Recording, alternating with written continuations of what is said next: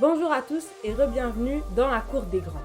Aujourd'hui, nous allons entamer notre épisode relation avec notre invitée du jour, Madame Nezha Bakshish, infirmière qui a fait ses études au Cégep. Donc bonjour Madame Bakshish. Bonjour, Comment allez-vous aujourd'hui? ça va bien? Je suis contente d'être avec vous aujourd'hui. Parfait. Aujourd'hui, nous allons parler de surtout la colocation et les nouvelles relations ou les pertes d'amis qu'on fait au Cégep ou à l'université. Donc vous avez déjà été en colocation. Oui, pendant la période de mes études, Parfait. Et comment vous avez trouvé vos études en général?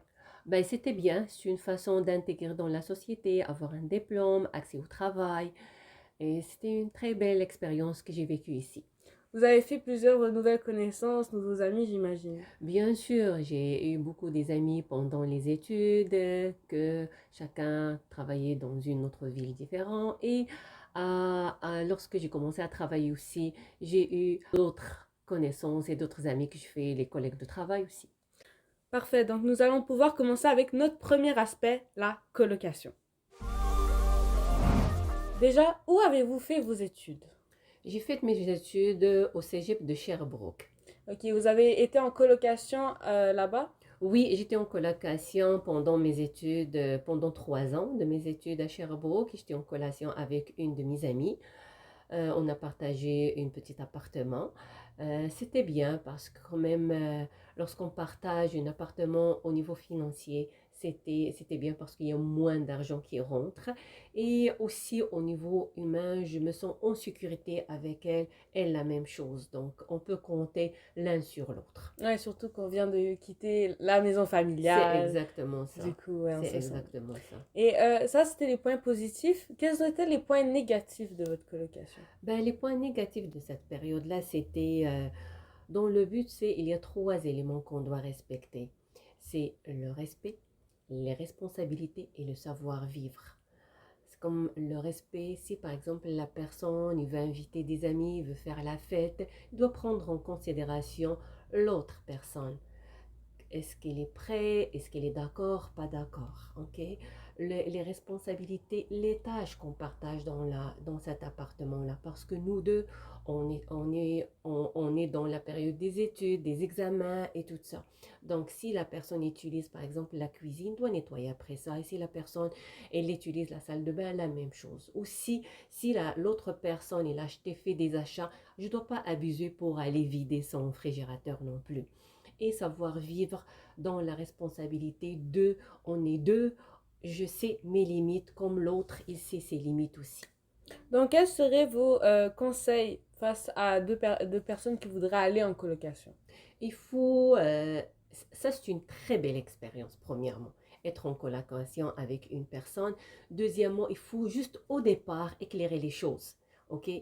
Moi, je veux ça, ça, ça. Et toi, qu'est-ce que tu veux, ça, ça, ça. Et on va, ça, c'est comme des lignes rouges qu'on ne doit pas dépasser.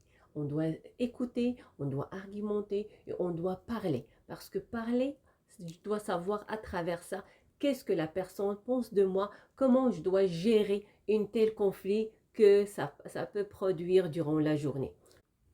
Maintenant, l'un des points qui inquiète la plupart des jeunes de mon âge face au cégep et à l'université, c'est les nouvelles personnes. Donc, quels conseils nous donneriez-vous face à ce grand monde qu'on ne connaît pas et où on va rentrer d'un coup comme ça? N'oubliez pas que ce sont des étudiants comme vous. Ils ont les mêmes craintes que vous. C'est avec le temps que vous allez créer des petites relations, que peut-être avec le temps ça va durer plus loin. Et pour les personnes qui ont peur de perdre leurs anciennes amitiés, Je comprends qu'est-ce que tu veux dire, mais pour ça, il faut juste entretenir une relation d'amitié et savoir pardonner. Par exemple, si on a envie de parler avec notre ami, on pourra parler avec lui par téléphone ou profiter d'un moment qu'on pourra se rencontrer pour 1 ou 2 petits moments parce que chacun sa voix et chacun sa route. et c'est normal de perdre des amis parce que tu sais, parfois vos routes ne coïncident pas et une va changer alors que l'autre va espérer qu'on reste pareil et c'est ça, les voies vont se séparer, c'est Oui. normal. Et dans la vie, de toute façon, on perd des amis et on gagne des amis aussi. Bon, mes chers auditeurs, nous arrivons enfin à la fin de cette émission. Et ça veut dire qu'on va passer aux réponses que vous m'avez données lors de mes sondages sur Instagram, soit qu'est-ce qui vous stresse ou qui vous inquiète face au cégep et à l'université, et qu'est-ce que vous aimeriez savoir sur ceci.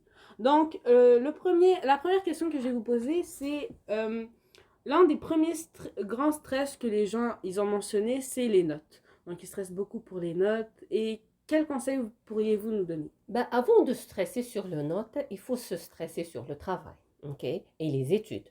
Premièrement, il y a deux sortes de stress là.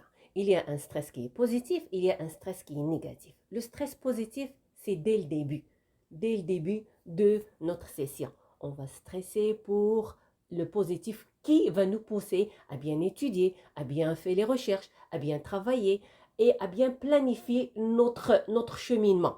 C'est pas la veille de l'examen qu'on va commencer à étudier. Ça augmente notre stress au plafond et ça diminue notre rendement. Mais si j'ai déjà planifié toutes mes affaires là, j'ai pas besoin de me stresser. Pourquoi je me stresse? Et j'ai bien étudié, et j'ai bien cherché mes réponses, et j'ai bien fait tout depuis le début de ma session jusqu'à la fin. Donc, je dis à moi-même, j'ai pas besoin de me stresser. Ma part, je le fais, il reste la part des autres. Ok? Ou ma part, je le fais, je veux faire de mon mieux sur ma feuille des examens et ça finit là. Donc, à moi de auto-éducation concernant mes limites pour que je garde toujours mon équilibre. Et aussi l'hygiène dans notre vie, ça nous aide bien. L'hygiène, c'est comme un bon sommeil, la nourriture, qu'est-ce qu'on mange. Je ne dois pas accumuler tout le stress des séances, des exercices physiques aussi, ça nous aide.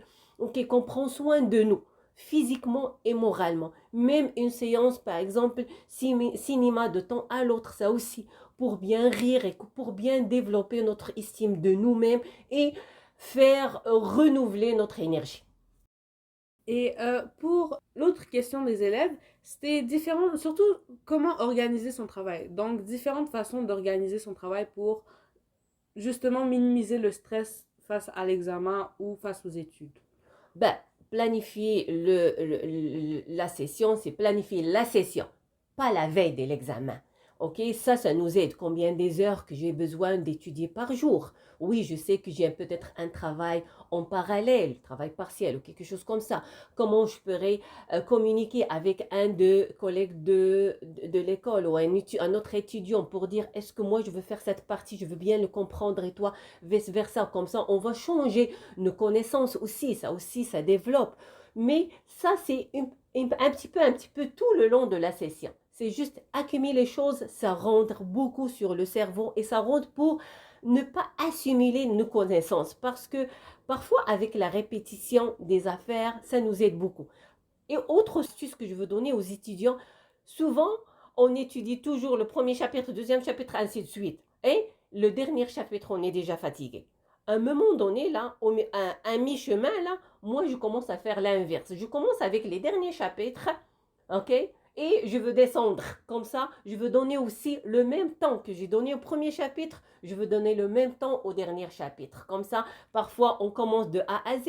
Parfois, ça vaut la peine qu'on commence de Z à A. Ouais, c'est une façon très intéressante de faire. Et vous allez en voir plus au prochain épisode qui va être avec moi sur surtout comment organiser son travail et éviter les inquiétudes, le stress, l'anxiété, tout ça. Donc, on se revoit au prochain épisode. Et je veux remercier notre invitée d'aujourd'hui, Madame Nessa Bakchis, qui nous en a donné beaucoup sur la colocation, sur les nouvelles personnes qu'on va rencontrer, soit au cégep ou à l'université, et sur vos questions et vos craintes que vous m'avez envoyées. Donc, merci beaucoup, madame. Ça me fait plaisir et bonne chance. Ça va bien aller. Merci beaucoup.